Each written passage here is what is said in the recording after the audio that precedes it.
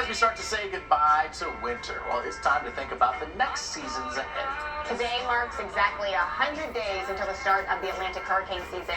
After last year's above normal season, many are wondering what this year is going to hold. You know, ahead of the season, the National Hurricane Center has also announced a few new changes to the way that they're going to be issuing forecasts this year. So we're going to break it all down for you in today's Coffee Talk. All right, so let's recap of 2023. And you can see over our heads here, it looks like a lot of storms, but I will say that, if we didn't have El Nino in the Caribbean and, the Gulf, I believe that we would have had more storms. Yeah, I do think Come October and November. There was some protection there. I think that really did help us out because it was busy. Yes. I mean, there was a lot. We had the fourth most storms, named storms, in a year on record. So it was really busy, but a lot of the action was out in the middle of nowhere. The fish, they had to deal with it, right? We ended up with 20 named storms. We did have Hurricane Idalia. That was the big one there that made its way into the Big Bend of Florida. But outside of that, not a whole lot of impact from these systems. Yeah. Now, we did have some very warm water, too, that we were talking about with El Nino, and look what's happening now. So now we're forecasting La Nina, and when we talk about this, we're looking at the sea surface temperatures, and at this point in February, when you're looking at these waters, it looks like it's typical for June.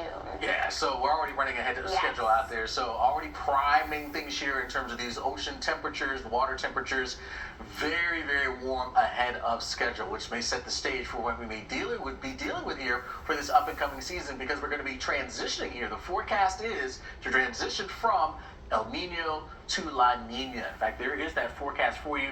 The yellow bar line essentially here showing you El Nino conditions here. It's the early part of the year. Notice how that bar decreases, and the blue line, which is La Nina conditions, that is on the increase. So the chances of getting into a La Nina going up and up and up just in time for this up-and-coming hurricane season. Yeah, it looks like about a 70% probability before it's all said and done. All right, so then we talk about La Nina. What is it? So what do you need? We're talking about the cooler temperatures. We have not a whole lot of wind shear out there, and with that is favorable for development of hurricanes, unfortunately. Yeah, exactly. The exact opposite of what we just dealt with El Nino in place. So when you start seeing La Nina, you generally find yourself dealing with the uptick in terms of storms. In fact, this shows you pretty clearly here.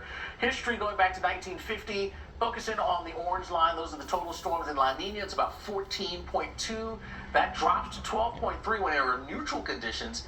In El Nino, it's even less. So you tend to think in a La Nina situation, we're going to be talking about more systems. Right, and which you guys I know are so familiar with, that forecast cone, right? So let's break it down. We have some changes, but this is what we've been dealing with. So the forecaster predicts the most probable location of the center, and that location is predicted up to about 5 days in the future, and each location is also given an intensity. So that's when you hear us talk about maybe a tropical storm, we have the winds with that, the hurricane, that sort of thing. And of course, they draw a circle that basically outlines the forecast error based on historical errors over time, and as you get out in time, that error is going to get a little larger, hence the reason why the cone gets a bit bigger. But coming up this year, in terms of the National Hurricane Center and their issuance of the cone graphics, they're now going to include inland tropical storm and hurricane watches and warnings on their graphics. So it's not just going to be along the coast seeing that, even further inland. And it's something that we actually already do here at the Weather Channel, but when you head to National Hurricane Center and their page, you'll now be able to see it on their graphics. And so this really reiterates just how important it is